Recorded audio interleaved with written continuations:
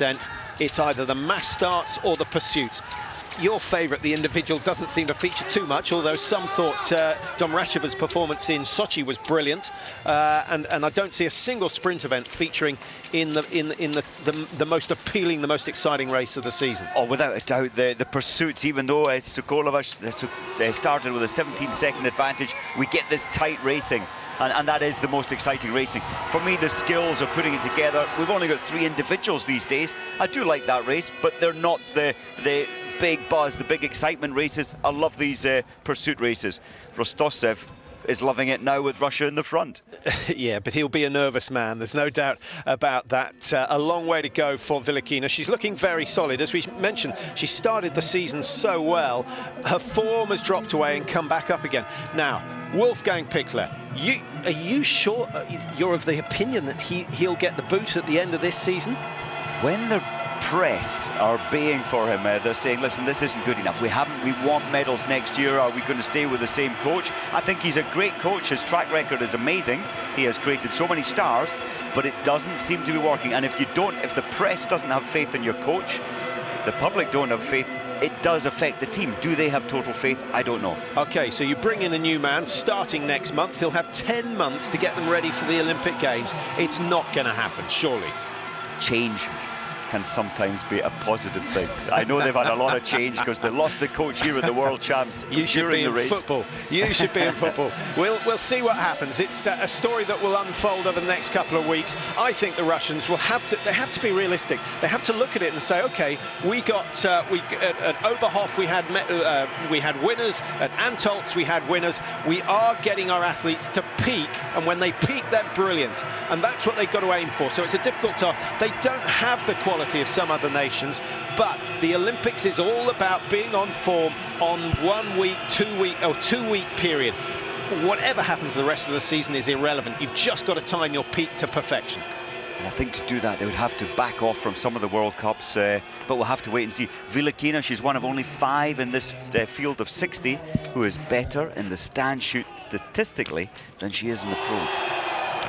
Now, Vilakina, oh, there's her first mistake of the day, but she's shooting nice and fast. 2 laps already, so 2 penalty loops, 300 meters. Vita Shimirenko just taking her time, left to right. 1, 2, 3, 4, 5. Down they go, and Sokolova now is under a bit of pressure. This is a real test of her mental strength. Good shooting from Sokolova. She stays in with a chance of getting her 3rd win of the season. Makarainen's got a loop to do. She's quick enough to catch the leaders, having paid the 150 meters. Kuzmina now, Domrachev, Dahlmeier of Germany. Good performance from Dahlmeier. As I said, she misses her first target. Tora Berger. You just feel Berger's going to work her way up this field. It's surely it's going to go down. It does. Bit by bit. She's not rushing at the moment. There is no panic, but the leaders do not want Tora Berger around when it comes to shoot number 4. But the way it's going at the moment, it looks as though she may be on the range in time to see the likes of Shimirenko and Sokolova shooting for the final time. Henkel goes clear, Gustner goes clear. So the 2 Germans, having dropped all the way down outside the top 10, are going to move back up into the top 6 or 7. Now that could be an interesting finish from those 2. Quite a lot of competition between Gustner and Henkel, the youngster, the brilliant youngster, and perhaps the most experienced woman on the tour. In fact, certainly the most experienced woman on the tour. And on that note, will she be back next year? I hope so. I think she's got that ability. What happened here, I think Vilakina came in, we saw her, she pushed so hard on that 3rd lap, and she didn't settle. The panic, the fear of losing where she stood, I think got into her mind. Zaitseva will be back into the top 15.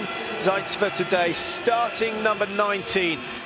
Still over a minute behind. I think it's asking too much. She's only got 4 kilometers to ski, 5 targets to hit, 1:23 to gain. I don't think that's going to happen. The biggest casualty on that 3rd shoot, Kuzmina, who's dropped all the way down into 12th, having shot 0.22.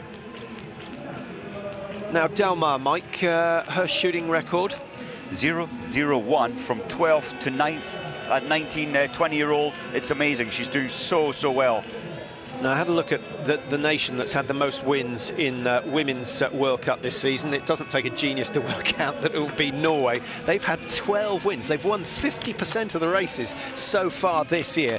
11 of those, of course, coming from Tora Berger. So she's pretty much kept them afloat. And Norway winning the Nations Cup standings this year. So that's another trophy that they've got to take back to Oslo.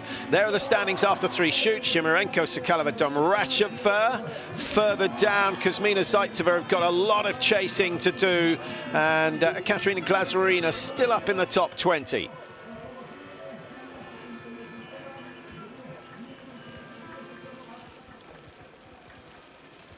So the Ukraine leading, one of 8 nations to have won Women's World Cups this year.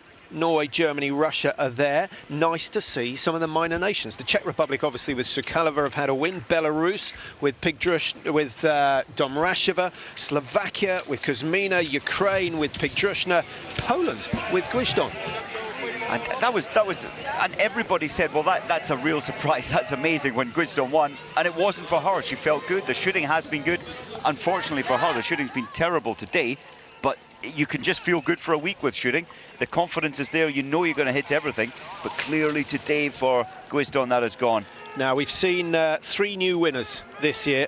Sokolova, Pigdrushna and Miriam Gusner. Are we about to see number 4? Vita Shimarenko, if anyone deserves a victory, she does. She's been up in the top 5 on numerous occasions. We've seen her on the podium as well this year. She got medals at the World Championships, but she has never won a World Cup. It would be a huge moment for Ukraine. It really would. And the Ukrainian team, they shoot so well. Vita Shimarenko, she's hit all 15. Annalise Cook from America, she's also hit all 15 and gone from 36 on the start sheet to 18th. That's one of the biggest, in terms of numbers, biggest improvement. Well, where's your money at this stage of the race? The bookies wouldn't take it right now, but Shimarenko, as you say, hitting 15. Do you think that can actually be a negative? Because once you get to hitting 18 out of 18, you start to think, surely I'm not going to go clear. Looking at the previous time, Patrick, both these athletes at the front, they really took their time. They didn't overstress, they just calmed themselves down, make sure there was no tension in their body. And I think they're both trying to adopt that strategy this time, but they're more fatigued after 23 minutes racing. Yeah, the pace is being pushed. Shimarenko, I think, sensibly going in front so she can dictate the pace. They've got a margin of some 30 seconds. Last time we got an update, it was 30.1 seconds. It might have been closed.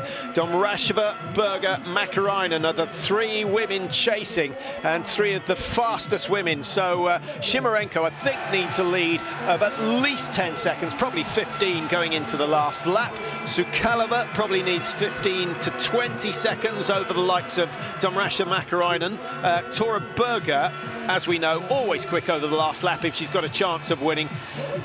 Well, we'll just have to wait and see. I've just noticed Domracheva has pulled back 10 seconds in the first part, on the first kilometre of this 4th lap of 2 kilometres. Yeah. So the ski speed's there. Yeah. Is she going to come in too hard? But then she has to take a risk. Jindřich Sikola. Now, is he worried or is he confident? Just got a minute to go through some of the emails. Thanks again for all your correspondence. I guess Beth says, what sort of eyesight do they need? Can you wear contacts and still do the sport? Yes, you can. There's been Olympic medals won with their contacts worn. Now, the final shoot. Shimarenko, 15 out of 15 so far. Sokolova, 14 out of 15. They are both on form.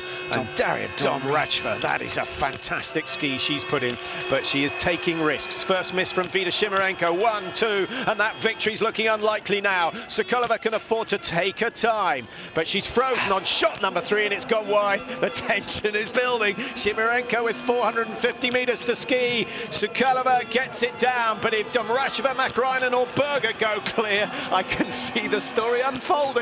Tora Berger must sense that this is the sort of scenario that she loves.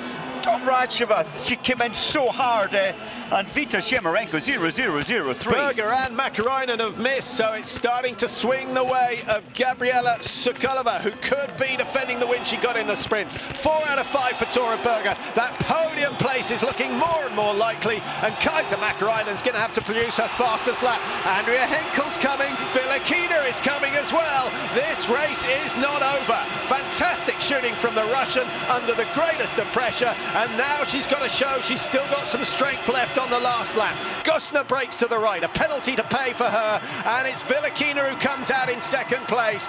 She's certainly got the legs to ski down Sokolova if it was a straight 2-kilometre race, Mike, but what we've got to try and assess is what have they done in the previous 4 laps and who's got something left to give. Oh, what an amazing race. Well, Sokolova, she's been on the penalty loop, that 150 metres, little depressing doing that. I would say advantage Vilakina, but it's 10 sec, well, 9.2 behind. Big ask for Tora Berger. She's got 26 seconds to gain, but I think really she'll be after that 3rd place or a top 3 for Tora Berger. Durand-Abert, sensational again. She shoots 0-0-1-0 to get herself into 4th place, having started in 18th, but I'm afraid she will not win today. She's just not quick enough, like the rest of the French team. Gustner 5th, 33. Now, Gustner could put some pressure on Tora Berger. Only 7 seconds to make up. What a great comeback from Gustner. A terrible start. She missed 2, then 0, 0, and just 1 in this last 5. But it's 17 hits out of 20 for Gustner. That's very good. Mäkäräinen, Domracheva with 52 and a minute to make up. They missed 2 and 3. Oh, Mike, it was there for the taking for both of those two. It's incredible, and when you look at the big names, Vita Shemerenko missing 3, Mäkäräinen missing 2, Domracheva missing 3 on the last visit. That is headless. It's not thinking, it's not being careful. The world sprint champion goes clear on her last shoot, but she's already a minute and a half behind, and so nothing special. Number 32 is Dorothy Vera, one of a talented Italian team coming through. Annalise Cooks had a nightmare, 4 misses out of the 5 on the last shoot. What about Miriam Gustner, Mike? We mentioned that she averages 6 misses in the pursuit today.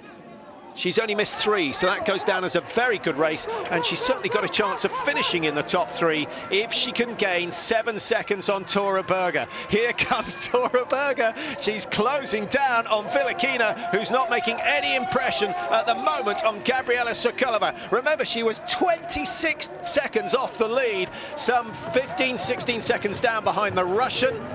Wow. Do you know what? Berger's not just thinking about silver. I think in her mind she's saying there's a slim chance of gold here. Well, that would be win number 12. It would be win number 12 and give her a chance of equaling Oleana Bjorndal's 13 wins in one season. Sokolova, I think, looks very, very good. She was 9 seconds clear of Vilakina. Vilakina looks a spent force to me, Mike. Well, Vilakina, her previous lap of 2 kilometres, that's where